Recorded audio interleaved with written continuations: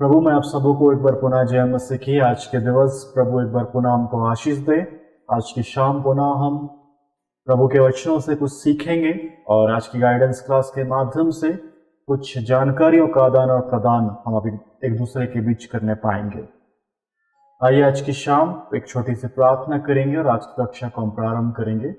धन्यवाद के सब प्रेमी अनुग्रहकारी पिता हमारे अब्राहम इसहाक के परमेश्वर, एक बार पुनः हम आपके सम्मुख आते हैं। एक बार पुनः प्रभु हम सुलेमान की बुद्धि ज्ञान की मांग अपने जीवनों में करते। प्रभु अनुग्रह प्रदान कर पिता, इस गाइडेंस क्लास के माध्यम से पिता जो भी तेरा वचन चाहता है हमारे पीछे प्रकट होने वाला हो सके। हर एक बातों को तेरे हाथों में सौंपते हुए प्रार्थना हमारे उद्धारकर्ता यीशु मसीह के नाम से मांगते हैं, आमीन।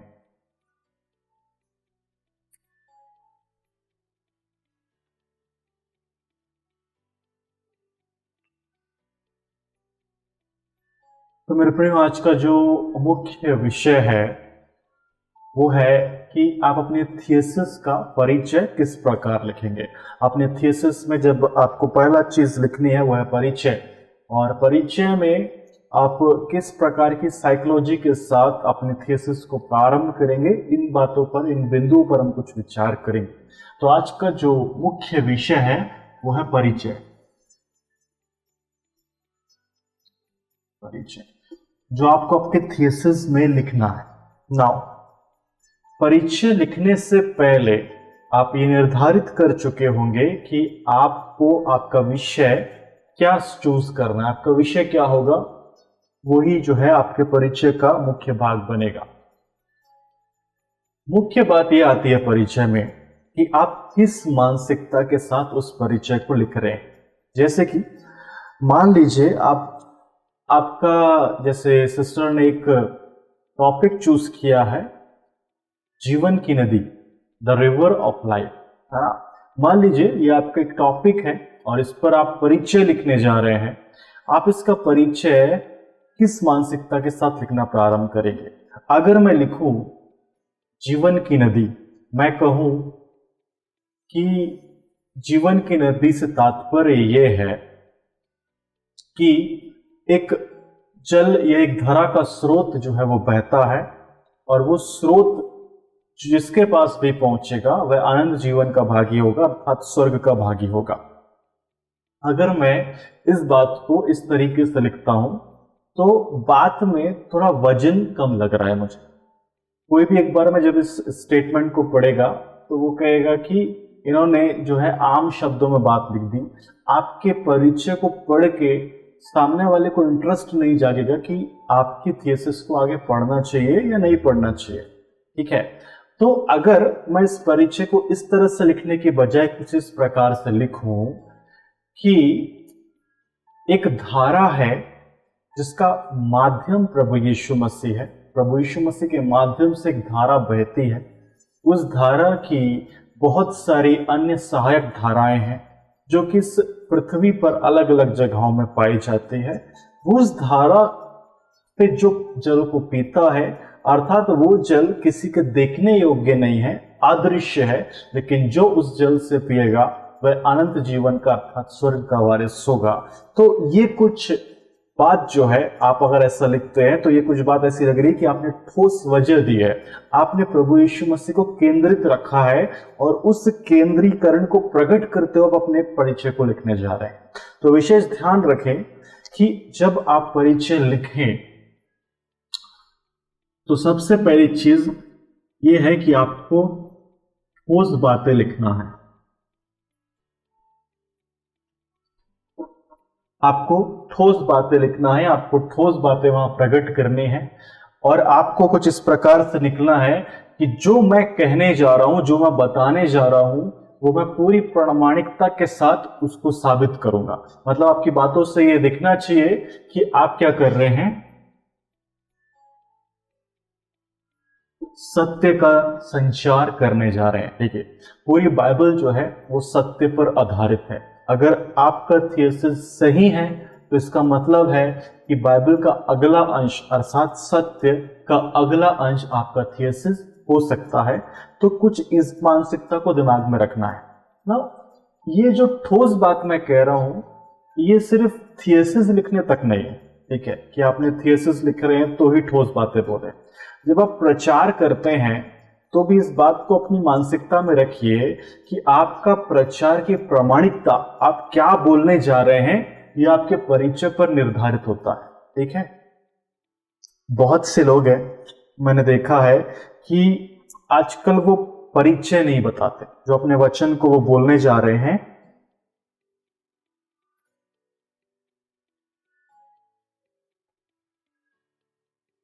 उस चीज का परिचय वो वहां पे प्रकट नहीं करते हैं, सीधे वो टॉपिक पे आ जाते हैं। फॉर एग्जाम्पल, मैंने टॉपिक लिया है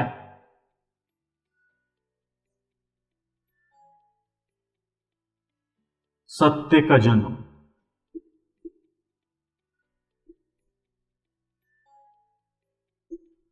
मैंने एक टॉपिक लिया है सत्य का जन्म। ठीक है, सत्य का जन्म ये कोई आम टॉपिक नहीं है। ठीक है, अगर आप अच्छे से पढ़ेंगे तो इस पर प्रचार कर पाएंगे। ठीक है, और इसलिए मैं आपको बता रहा हूं क्योंकि आप जिस डिग्री को करने जा रहे हैं that is a difficult task, है ना। डॉक्टरेट लगना, इसका अर्थ यह होता है कि अब मुझे 90% पास्टर के कंपैरिजन में ज्यादा आता है, मैंने ज्यादा पढ़ा है, मैंने ज्यादा सीखा है। तो ऐसे टॉपिक ना चूज करें जैसे कि लोग चूज कर लेते हैं अनंत जीवन। ठीक है, बहुत ही आम सा टॉपिक है अनंत जीवन, है ना। बहुत से प्रचारक अनंत जीवन के ऊपर प्रचार कर सके हैं। बहुत ही आम सा टॉपिक है अनंत जीवन। ठीक है, बहुत से लोग, बहुत से प्रभु के दास अनंत जीवन के ऊपर प्रचार करते हैं। माना जाए तो एक महीने में कम से कम 2 या 3 बार तो सिर्फ अनंत जीवन के ऊपर प्रचार होता है। ठीक है, तो जब आप प्रचार करने जाएं तो बहुत ही साधारण सा टॉपिक ना लें। ठीक है, इस टॉपिक को आप इंटरेस्टिंग बनाएं। ठीक है, इंटरेस्टिंग कैसे बनाएंगे? अनंत जीवन का पर्याय ढूंढें। ठीक है, अनंत जीवन का पर्यायवाची शब्द ढूंढें। जैसे कि मैं अनंत जीवन को पढ़ के क्या समझता हूं? मैं अनंत जीवन को पढ़ के ये समझ सकता हूं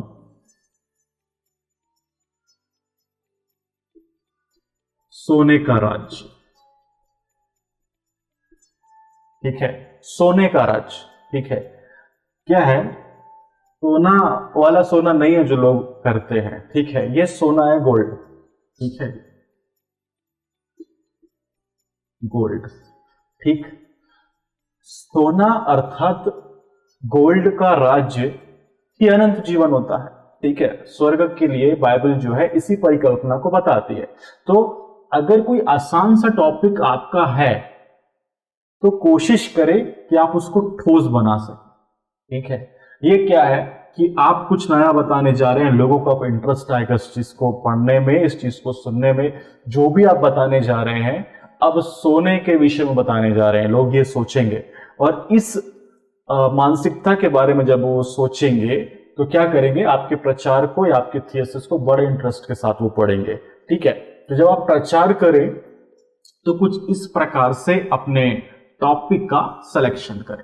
ठीक, मैंने चूज किया है अपने लिए सत्य का जन्म। ठीक है, सत्य, सत्य ही प्रभु यीशु मसीह है।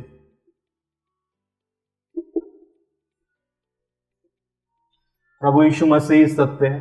ठीक है, तो सत्य से हम समझ सकते हैं प्रभु यीशु मसीह के जन्म के विषय में हम पढ़ने जा रहे हैं। लेकिन मैंने सीधे प्रभु यीशु मसीह का जन्म नहीं लिया। क्यों? क्योंकि अगर मैं ऐसा लेता तो लोग सोचते कि क्रिसमस के बारे में पढ़ाने जा रहा है। ठीक है, मैंने क्या लिया? सत्य का जन्म लिया। बातों में थोड़ी ठोस व्यक्तित्व आ गया। आपको भी जो है इसी मानसिकता के साथ अपने जो भी आपने टॉपिक चूज किया है, चाहे प्रचार के लिए कर रहे हैं या चाहे अन्य बातों के लिए कर रहे हैं, इस चीज को आप ध्यान में रखेंगे परिचय को लिखते समय। दूसरी चीज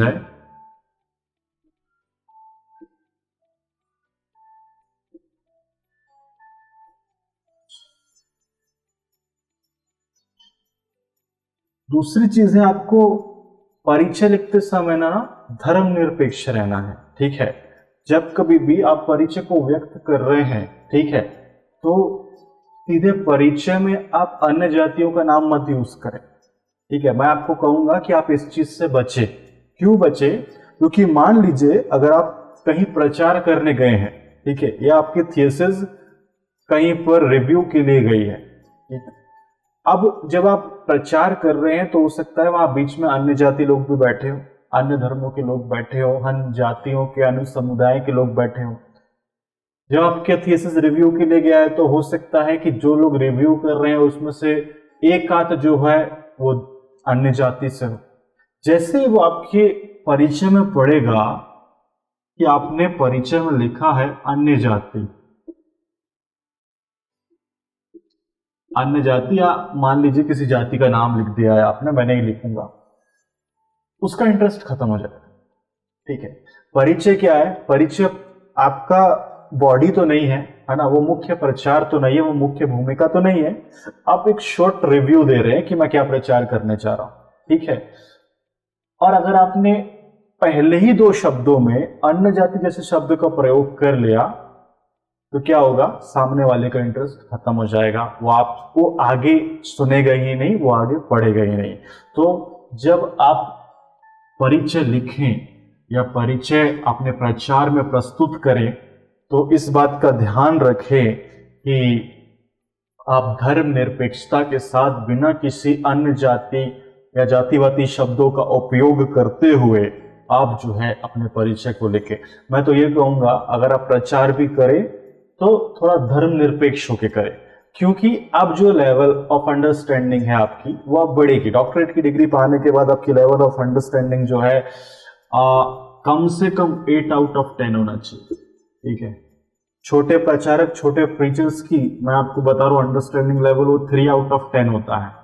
हाँ, लोग कुछ भी बोलते हैं, बिना तथ्य के साथ कुछ भी बोलते हैं। आज के समय में यही हो रहा है, लोग उनको ज्यादा पसंद करते हैं जो संसारिक बातें ज्यादा बोलते हैं। ठीक है, जैसे कि एक एग्जांपल मैं आपको दूंगा।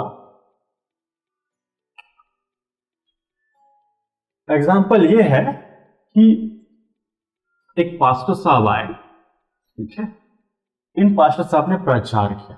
क्या प्रचार किया? इन्होंने कहा कि जो शैतान है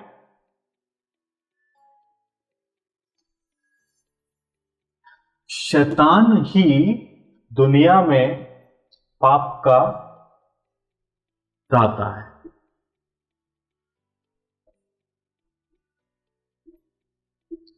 ठीक है, ये पास्टर ने कहा, ये स्टेटमेंट था। ठीक है, कि शैतान ही पाप का दाता है।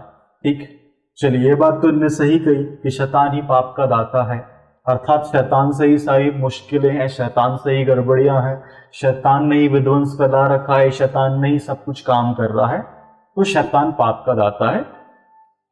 ये बात समझ में आती है। ये इनका पहला स्टेटमेंट था। ठीक, लोगों ने बहुत पसंद किया, पास्टर साहब बहुत फेमस हुए। ठीक है, इनकी फेमस मैं क्या कहूं, 4 चांद लग गए। ठीक है, शैतान के नाम से इतने फेमस हुए कि शैतान जो है सब प्रकार के काम को करता है। कुछ सालों के बाद, ठीक है, क्या हुआ? कुछ सालों के बाद इनने दूसरा स्टेटमेंट दिया। दूसरा स्टेटमेंट ये क्या देते हैं?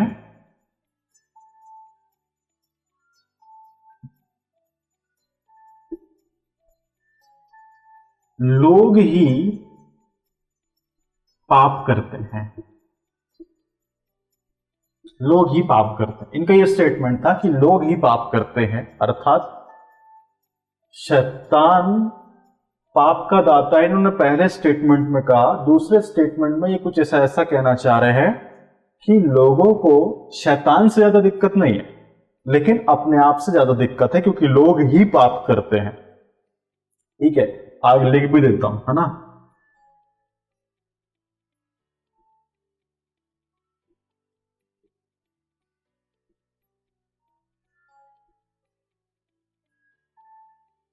ठीक है, इन्होंने क्या कहा? लोग ही पाप करते हैं,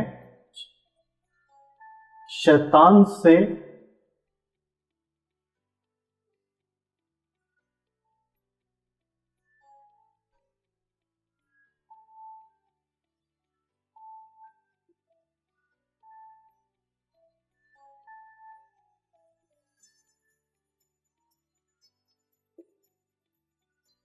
ठीक है, शैतान से दिक्कत नहीं है, लोग ही पाप करते। ठीक है, अब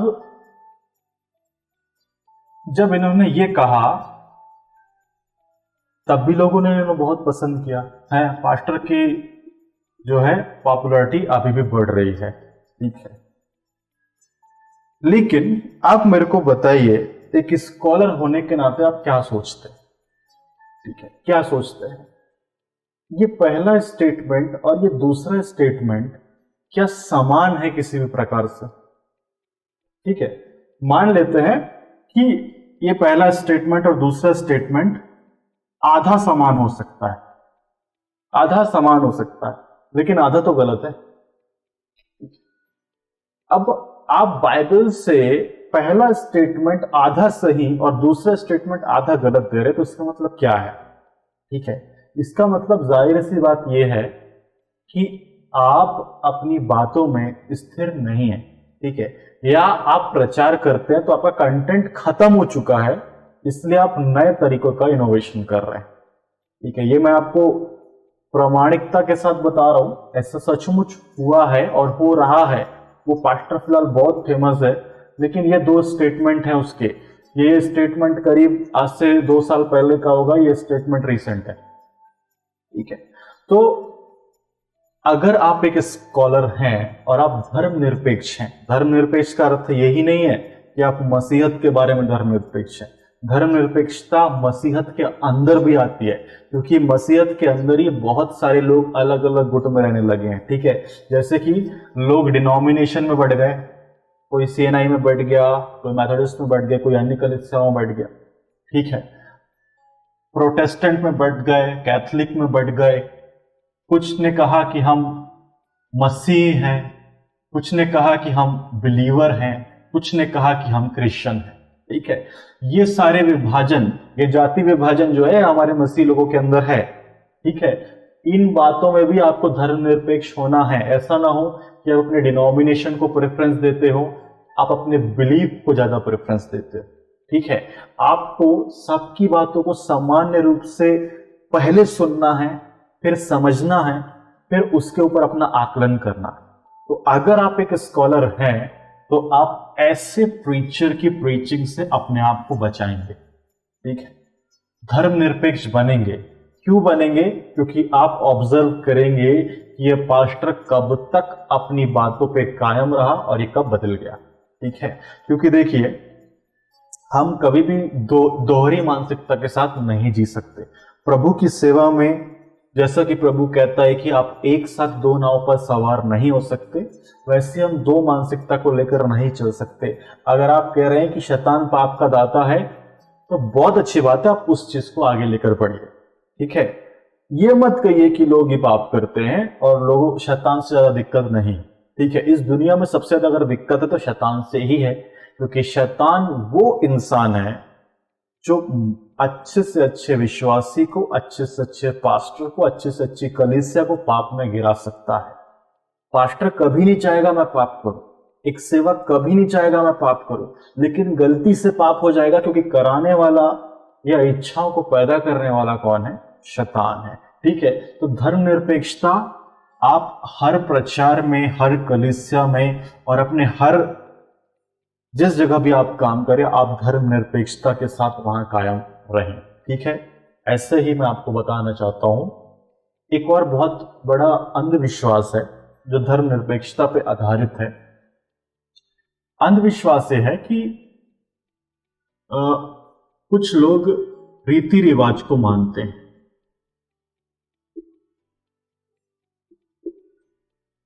ठीक है, इसका कह रहा हूं मैं। ठीक है, कुछ लोग रीति रिवाज को मानते हैं, जैसे कि पहली रीति मैं आपको बता रहा हूं।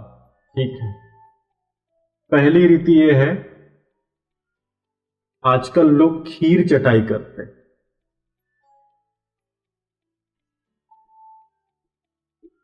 है ना? बच्चे की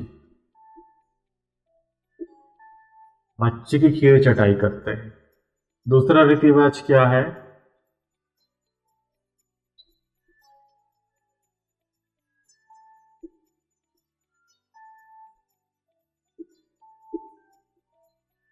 40 दिन का मृत्यु भोज।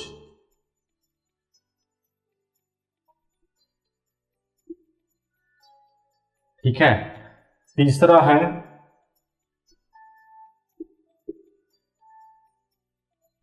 त्योहार का मनाना।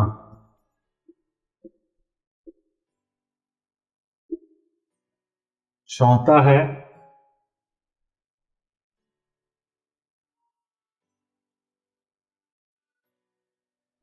अंधविश्वास। अंधविश्वास, इसमें प्रकार ले लेते हैं वास्तुशास्त्र।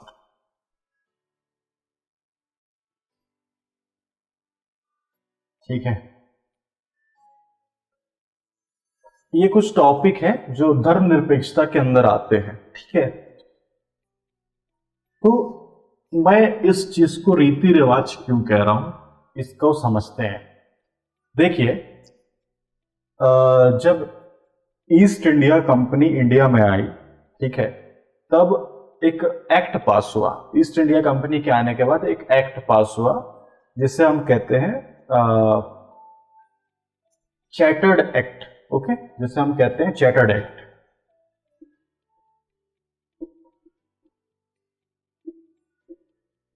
ठीक है, चैटर्ड एक्ट पास हुआ, ब्रिटिश इसे पास किया था ईस्ट इंडिया कंपनी ने। ठीक है, इस चैटर एक्ट के अंदर क्या था कि ईस्ट इंडिया कंपनी ने क्या किया, क्रिश्चियन मिशनरीज को, मैं हिंदी में लिखता हूं,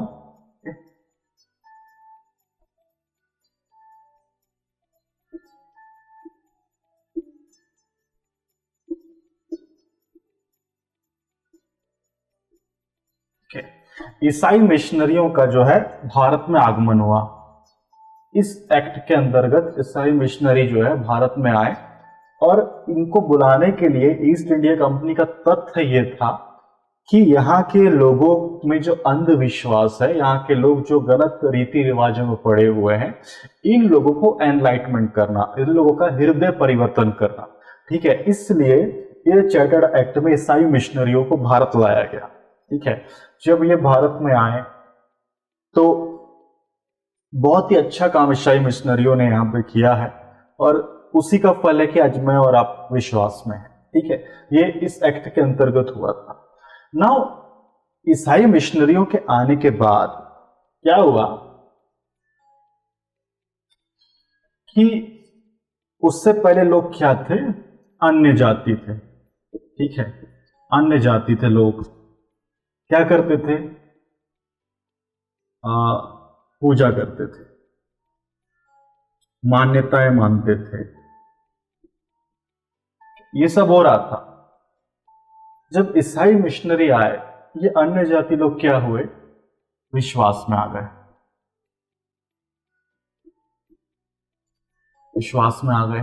ठीक है, ये विश्वास में आने के बाद क्या हुआ कि इन्होंने रीति रिवाज इसको क्या किया, बंद कर दिया। ठीक है, ये रीति रिवाज भूल गए। ठीक है, कितने भूल गए, 50% भूल गए, लेकिन 50% क्या थे, अभी भी मान रहे थे। ठीक है, ये वो है जो मसीह को ग्रहण कर लिए थे, वो नहीं है जो अन्य जाति में थे। ठीक है, जो मसीह को ग्रहण कर लिए वो ये थे। 50% पुराने रीति रिवाज को छोड़कर मसीह में आए थे, और 50% ऐसे थे जो अभी भी रीति रिवाज को मान रहे थे। ठीक है, इस पर एक छोटा सा डाटा मैं आपको बताता हूं। ठीक है, मान लीजिए 100% जो रहे होंगे अन्य जाति रहे होंगे।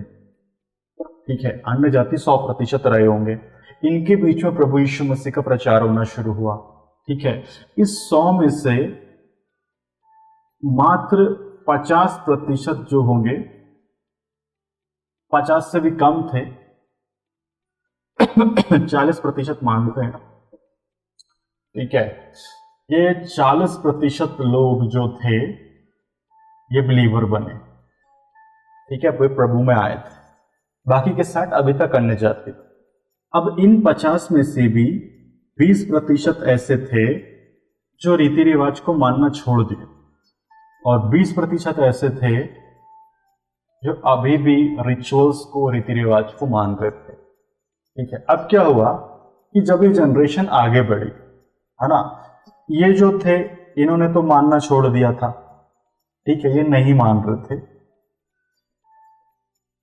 ये जो थे इनकी, ये मान रहे थे, आज भी मसीह में थे लेकिन रीति रिवाज मान रहे थे।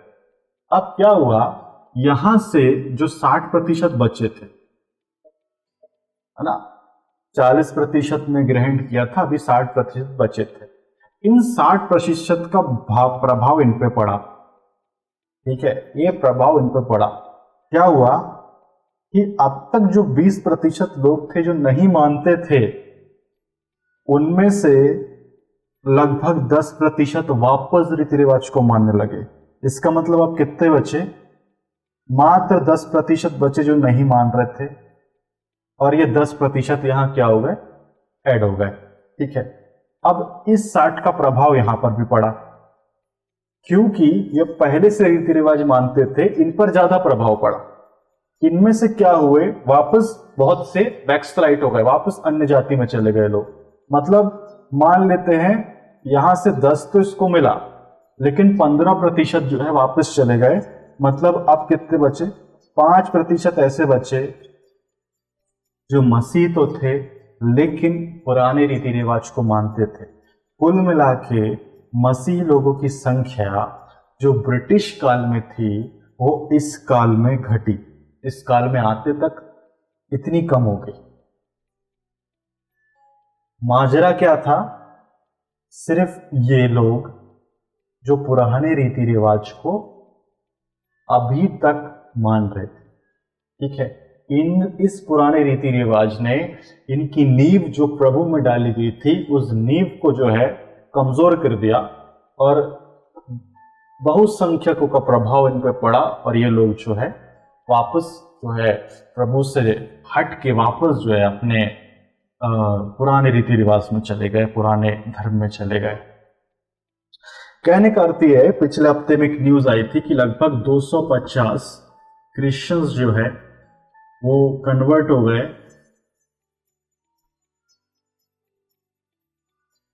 अन्य जाति में। 250 क्रिश्चियन कन्वर्ट हुए। पिछले सप्ताह की ये न्यूज है कि वो वापस कन्वर्ट हुए अन्य जाति में, ठीक है। ये क्यों हो रहा है, क्यों हो रहा है, ये इसलिए हो रहा है क्योंकि आज भी प्रभु की कलीसिया ऐसे ढोंग ढकोसलों में लगी हुई है, ऐसे गलत रीति रिवाजों को मान रही है। बाइबल में किस जगह ये खीर चटाई की रस्म लिखी है, किस जगह लिखी है? आप बैप्टिज्म करिए ना, ठीक है, आप बैप्टिज्म करिए, आप अर्पण करिए, ठीक है, अर्पित करिए, हाँ बैप्टिज्म करिए। खीर चटाई ये क्या है, ठीक है।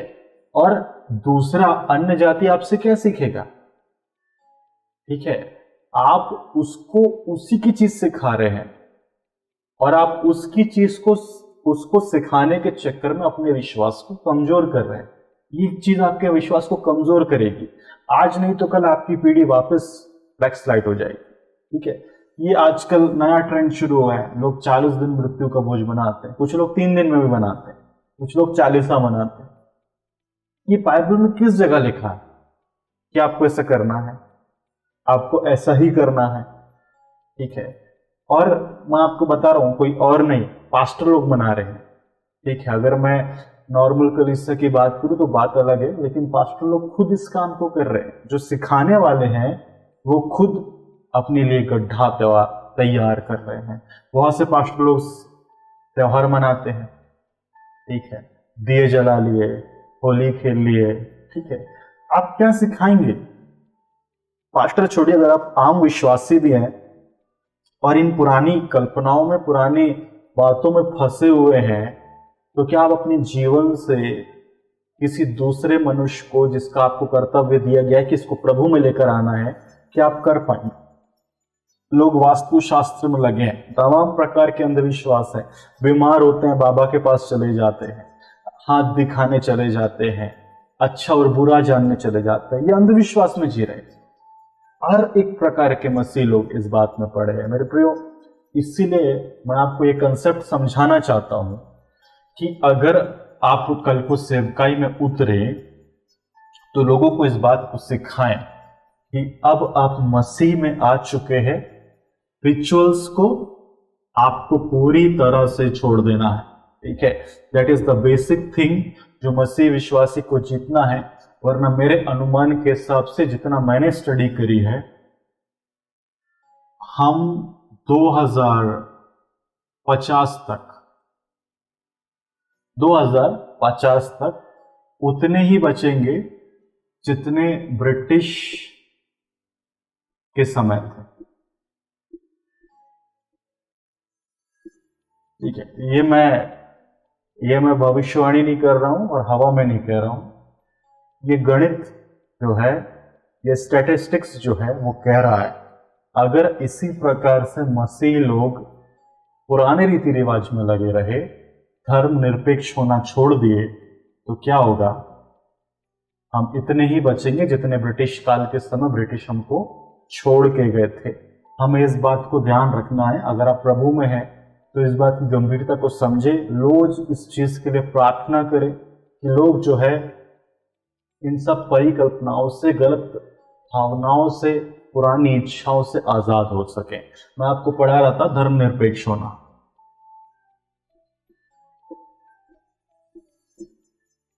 धर्मनिरपेक्ष होना, ठीक है। अब सोचेंगे कि धर्मनिरपेक्ष होना इसका मतलब तो है हम किसी चीज को नहीं मानते, ऐसा नहीं।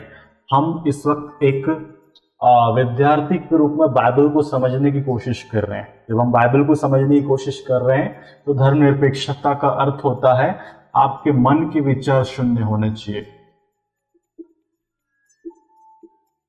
मन के विचार शून्य होना चाहिए, ठीक है।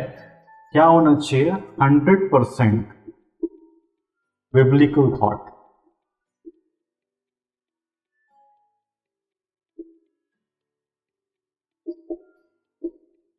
इस मानसिकता के साथ आपको आपका थीसिस या आपको आपका प्रचार लिखना है। जब आप इस मान्यता के साथ लिखेंगे तो याद रखिए, आप किसी भी प्रकार के जो रीति रिवाज या उलझन है मैंने आपको बताई, आप उसमें नहीं फंसेंगे। क्योंकि जब हम पास्टर बनते हैं तो हमारे सामने कलीसिया की बहुत सारी चुनौतियां होती हैं। इसलिए पास्टर लोग क्या करते हैं? कॉम्प्रोमाइज करते हैं कि हाँ, अगर सामने वाला बोल रहा है किसी का खीर चटाई करने को या 40 दिन बनाने को, तो कर देते हैं। क्या दिक्कत है? दिक्कत इस बात की है कि इस कार्य को करने से उसकी पीढ़ियां समाप्त हो सकती है, प्रभु का प्रकोप उसके ऊपर भड़क सकता है और वो वापस बैकस्लाइड हो सकता है, प्रभु के राज्य को छोड़ सकता है। इसलिए हमें उस चीज से हमेशा के लिए उससे बचाना, इसलिए सिखाना है कि सही क्या है और गलत क्या है। ओके, फिर है तीसरी चीज है इतिहास, ठीक है। जब आप परिचय लिखें तो जिस विषय पर आप परिचय लिख रहे हैं उसके इतिहास की पूर्ण व्याख्या आपको करनी है, ठीक है। पूर्ण व्याख्या करिए। क्या होता है? एक महत्वपूर्ण मुद्दा है जो मैं आपको समझाने का प्रयास करता हूं, ठीक है।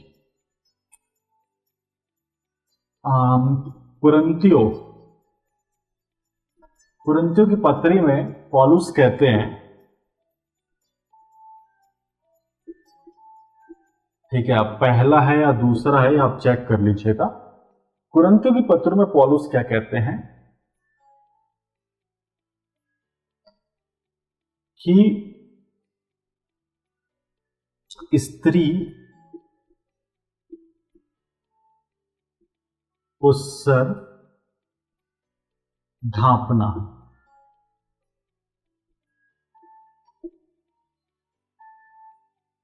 ठीक है, स्त्री को सर ढांपना है, ठीक है। अब क्या हुआ? इस स्टेटमेंट को लेकर, जो कि बाइबल का स्टेटमेंट है, पौलुस का बहुत ही प्रचलित स्टेटमेंट है, इसको लेकर एक विवाद उत्पन्न हुआ। क्या हुआ? एक बहन थी, उस बहन ने एक फोटो में वो फोटो जो है किसी सेवा मीटिंग के लिए थी, उस मीटिंग की फोटो में जो है उस बहन ने अपने सर को नहीं ढांपा, ठीक है। तो उसके ऊपर कुछ बहन और भाइयों ने कमेंट किया कि ये बहन जो है ये सर तक तो ढांपती नहीं है, तो प्रचार क्या करेगी? इस प्रकार का कमेंट आया निकल के मेरे सामने, ये कमेंट आया ये जो है गलत कर रही हैं।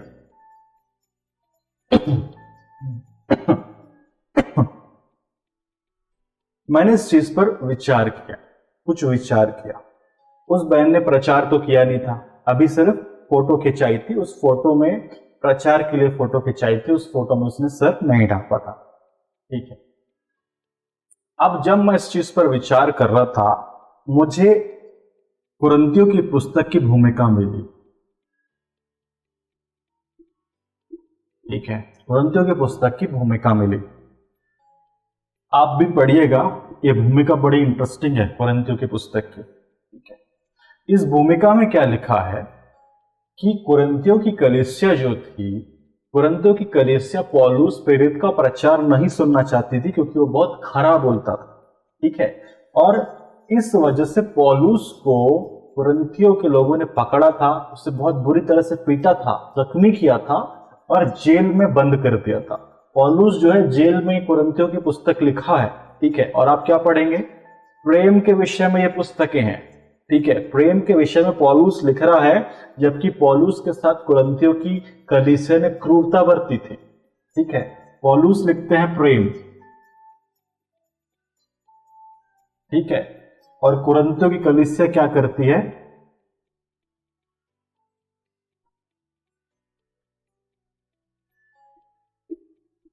क्रूरता। प्रेम प्रेम और क्रूरता विलोम शब्द है, पर्यायवाची तो नहीं हो सकते।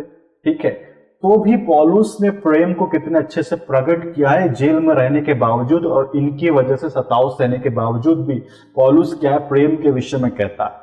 ठीक है, नाउ पौलुस ने कुछ घटनाओं का जो कुरिन्थियों में हो रही थी वर्णन किया है।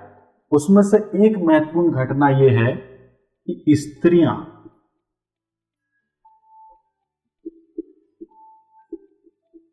स्त्रियां जो थी कुरिन्थियों की कलीसिया की, व्यभिचारिणी हो गई थी।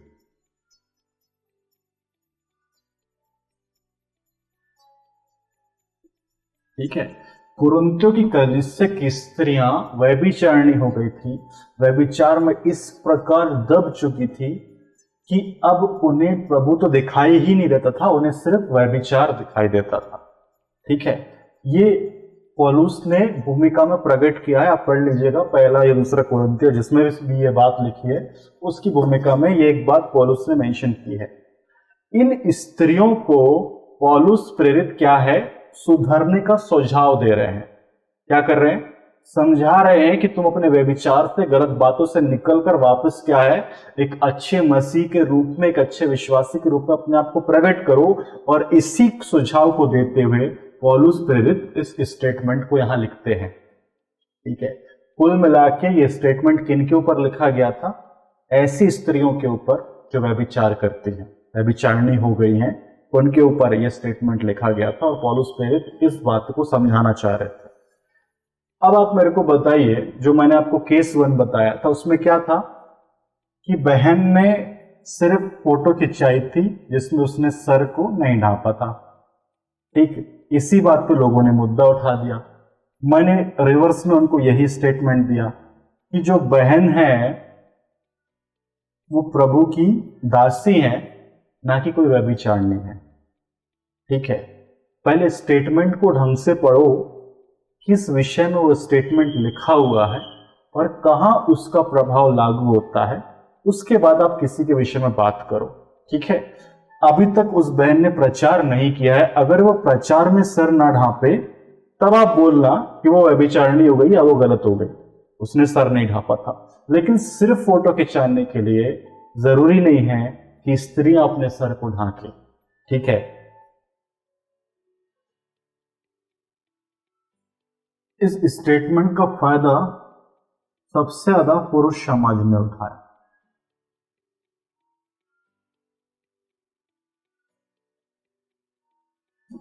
इस स्टेटमेंट के बेसिस पे मसीह धर्म में भी लोग क्या करने लगे, स्त्रियों को पुरुषों के सामने सर ढांपने की आज्ञा देने लगे। कुल मिलाकर स्त्रियों के अधिकार का हनन होने लगा। क्यों होने लगा, क्योंकि लोगों ने इस स्टेटमेंट को जो कि भूमिका में लिखा है ध्यान से नहीं पढ़ा था। स्त्रियों ने इस स्टेटमेंट को ध्यान से नहीं पढ़ा था, वरना शायद पुरुष समाज या कहना चाहिए पुरुष प्रथा, पुरुष प्राथमिक प्रथा जो मसीही समाज में आई वो ना आती, क्योंकि इंटरप्रिटेशन गलत किया गया था। तो किसी भी चीज को सही से समझने के लिए आपको उसके इतिहास का वर्णन करना जरूरी है, उसके पर्यावेश का वर्णन करना जरूरी है। इसको एक भाषा में और लिख लीजिए, इसको लिख लीजिए पर्यावेश।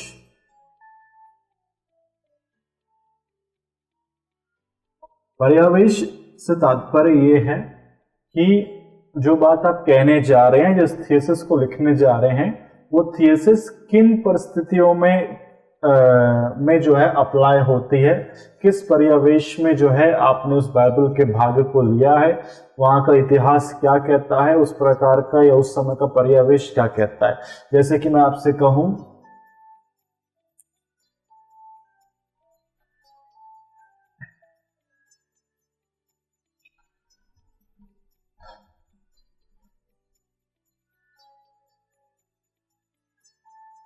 ऐसे कि मैं आपसे कहूं जो परिस्थितियां 1960 के दशक में मसीह के सामने थी,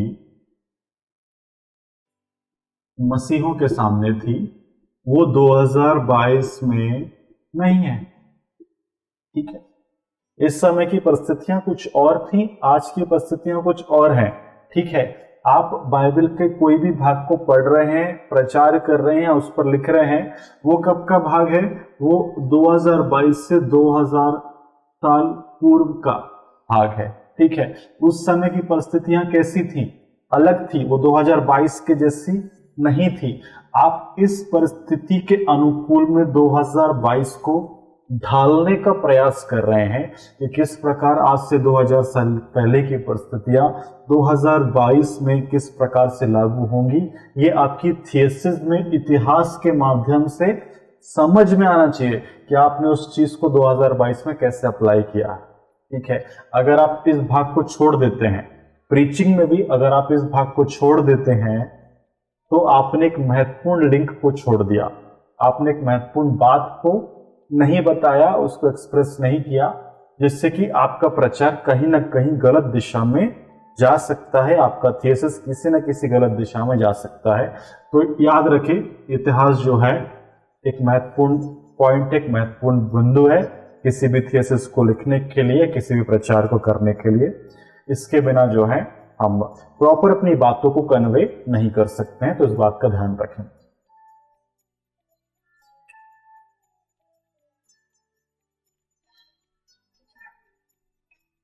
चौथा और आखिरी बिंदु है संक्षिप्त। मैंने आपको 3 बातें गिनाई है, इस बिंदु के पहले मैंने आपको 3 बातें गिनाई है। अब आपने सोचा होगा कि मैंने बहुत ज्यादा बोल दिया उन 3 बातों में, वीडियो ही हमारा बहुत लंबा होता जा रहा है खाली उन बातों को समझाने के लिए। तो ऐसा ना हो कि परिचय अगर आप लिखने जा रहे हैं तो परिचय में आपने 10 पेज का परिचय लिख दिया। ठीक है, 10 पेज का परिचय लिख दिया, इतना लंबा आमतौर पर कोई पढ़ता नहीं है। ठीक है, आपके परिचय को लोग क्या करेंगे, स्किप कर जाएंगे। ठीक है, आगे बढ़ जाएंगे उस परिचय से। इतना लंबा परिचय नहीं लिखना है। ठीक है, अगर आपका परिचय 10 पेज का है तो कोशिश करें कि आप उस परिचय को 4 से 5 पेज में, 4 से 5 पेज में वो कंप्लीट हो जाना चाहिए। ठीक है, संक्षिप्त में लिखें, जितना संक्षिप्त होता जाए। मैं तो आपसे कहूं तो खाली 3 से 4 पेज में ही आप परिचय लिखें, इससे ज्यादा ना लिखें। ठीक है, क्योंकि परिचय आपका प्रचार नहीं है, परिचय आपका टॉपिक नहीं है, परिचय आपका थीसिस नहीं है। वो सिर्फ आप लोगों को या अपने व्यूअर्स को या अपने पढ़ने वालों को आकर्षित करने के लिए एक संक्षिप्त विवरण कि मैं क्या बताने जा रहा हूं, मैं किस बात को एक्सप्रेस करने जा रहा हूं, आप लिख रहे हैं। इसलिए कम से कम संक्षिप्त में आप इस बात को लिखें। ठीक है, इस बात को, इस पॉइंट पर आकर मैं आपको एक बात और समझाना चाहता हूं, वो है प्रचार के विषय में। ठीक है, जब आप प्रचार करें तो बैकग्राउंड को बताएं। ठीक है। बैकग्राउंड जैसे कि अभी मैंने कहा पर्यावेश, पर्यावेश, ठीक है। संक्षिप्त के अंदर मैं आपको पर्यावेश इसलिए समझा रहा हूं क्योंकि आपको पर्यावेश जो है शॉर्ट रखना है, ठीक है, कम शब्दों में आपको लिखना है, ठीक है। मतलब अगर आप प्रचार कर रहे हैं, आपका बैकग्राउंड 15 मिनट का होना चाहिए, ठीक है। ये मैं मैक्सिमम कह रहा हूं, इससे ज्यादा नहीं होना चाहिए। 15 मिनट के अंदर आपको अपना बैकग्राउंड समझाना है। 15 मिनट से कम हो सकता है, लेकिन ऐसा भी ना करें कि 5 मिनट में समझा दिया, ठीक है। क्योंकि आप किस बात को व्यक्त करना चाह रहे हैं, आपका प्रचार मैं मानता हूं कम से कम 30 से 45 मिनट का तो होगा। इतना लंबा तो आप कम से कम प्रचार करेंगे ही, ठीक है। अगर आप इस बात को बताने के लिए खाली 5 मिनट में आप अपना वो परिचय व्यक्त करते हैं, तो लोग शायद उस बात को समझ नहीं पाएंगे, मैं ये मानता हूं। 5 से ज्यादा और 15 से कम, इसके बीच में आपको अपना पर्यावेश रखना है, संक्षिप्त रखना है, और इस बात को समझाने के बावजूद ही अपने प्रचार को प्रारंभ करना है। फॉर एग्जाम्पल आपको बताता हूं मैं एक छोटा सा टॉपिक।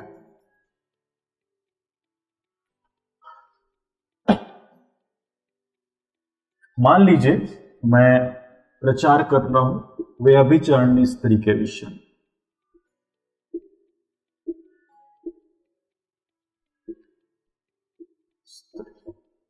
ठीक है, यूहन्ना 8,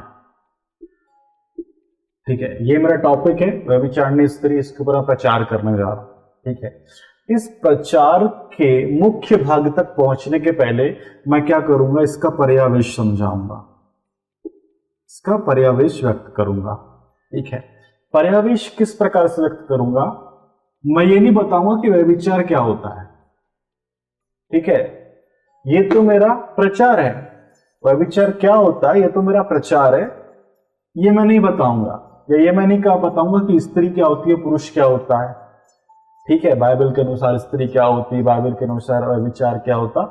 लोग आजकल ये सब फालतू बात को पर्यावेश में घुसा देते हैं, ठीक है। देखिए, पहली बात तो दुनिया में बच्चा भी जानता है व्यभिचार क्या होता है, इतना डीप में जाने की जरूरत नहीं है व्यभिचार के लिए, हर कोई जानता है व्यभिचार क्या होता है, स्त्री क्या होती है। इसको मैं अपने परिचय में इंक्लूड नहीं करूंगा। क्या इंक्लूड करूंगा, वहां पर होने वाली महत्वपूर्ण घटनाएं।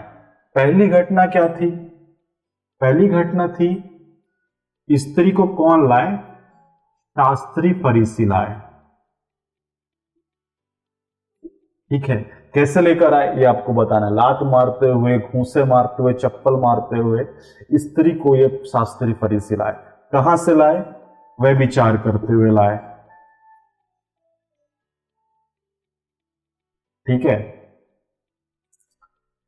किसके सामने लाए, यीशु मसीह के सामने लाए, ठीक है। अब उन्होंने यीशु मसीह के सामने क्या रखा, एक सवाल दागा। ये जो सवाल था ये किसके अनुसार था, व्यवस्था विवरण के अनुसार था, ठीक है। व्यवस्था विवरण 3:10 के अनुसार मूसा की व्यवस्था कहती है कि जो कोई व्यभिचार करता पकड़ा जाए वो तब तक मारा जाए, वो पत्थरों से उसके मृत्यु दंड तक मारा जाए, ठीक है। व्यवस्था विवरण के अनुसार प्रभु यीशु मसीह के ऊपर शास्त्री और फरीसियों ने ये सवाल दागा था। तो प्रभु यीशु मसीह के उससे जब वो कहते हैं कि हम इस स्त्री के साथ क्या करें, ठीक है, तो वो क्या कहता है, क्या कहता है, जो कोई तुम में से पाप रहित हो वो पहला पत्थर मारे। मतलब 5वां बिंदु क्या हो सकता है, पाप रहित। ये बात को सुनकर क्या होता है, बड़े से लेकर छोटा हर प्रकार के व्यक्ति वहां से चले जाते हैं, ठीक है। ये तो मैंने बिंदु बना दिया, आप इसको वाक्य में प्रकट कर सकते हैं, ठीक है। वाक्य में आप स्वयं प्रकट करें, लेकिन मैं इस प्रकार से अपना पर्यावेश अपने प्रचार में बताऊंगा, लिखूंगा इस प्रकार से, बताऊंगा अपने शब्दों में अपने अनुसार, ठीक है। इसमें कोई भी ऐसी बात नहीं जो समझाने योग्य है, ठीक है। शास्त्री फरीसी जानते हैं लोग, व्यभिचार जानते हैं, प्रभु यीशु मसीह को जानते हैं। सवाल क्या था ये आप व्यवस्था विवरण के अनुसार बता सकते हैं। पाप रहित क्या होता है ये भी लोग जानते हैं। ठीक है, छोटा बड़ा शास्त्री फरीसी कलीसिया जितने भी लोग थे वहां से चले गए। अब ये पूरा पर्यावेश मैंने क्या किया, 10 मिनट के अंदर समाप्त कर दिया। मिनिमम मैक्सिमम मैंने 10 मिनट लिए इसको समझाने के लिए।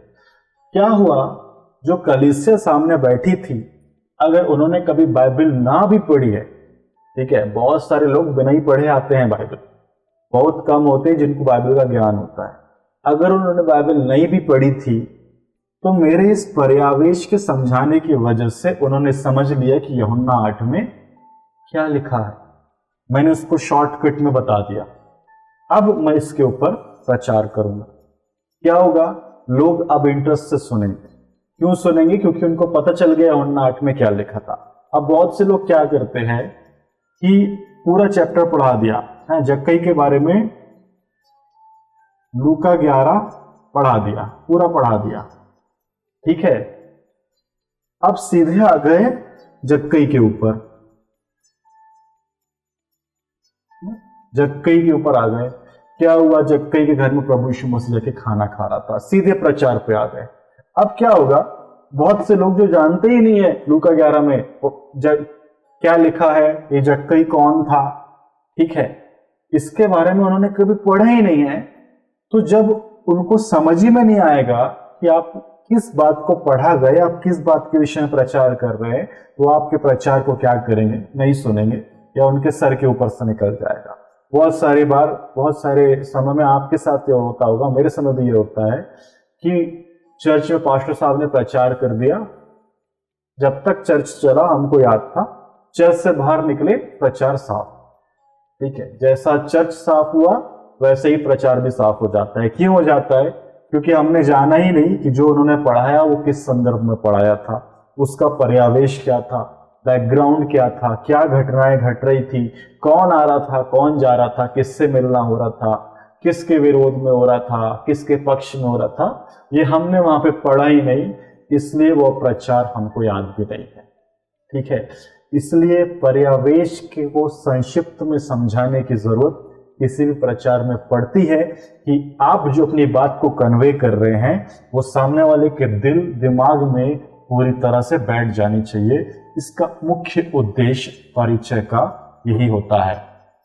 तो जब आप अपने परिचय को लिखें तो इन बातों का विशेष ध्यान रखें, आपके परिचय जो है वो सुंदर हो, पढ़ने योग्य हो, और जब आप प्रचार करें इसी प्रकार से उस बातों के साथ आगे बढ़ के प्रचार करें, तब आपके प्रचार में आप एक अलग सामर्थ्य को देखेंगे। आप देखेंगे कि लोग जो नहीं भी सुनना चाहते हैं वो भी आपको सुनने के लिए आए। इस बात को अपने ध्यान में रखें। आगे की बातों को हम आगे की गाइडेंस क्लास में सीखेंगे। तब तक के लिए प्रभु आप सबों को बहुत से आशीष दे, आप सबों को जय मसीह की।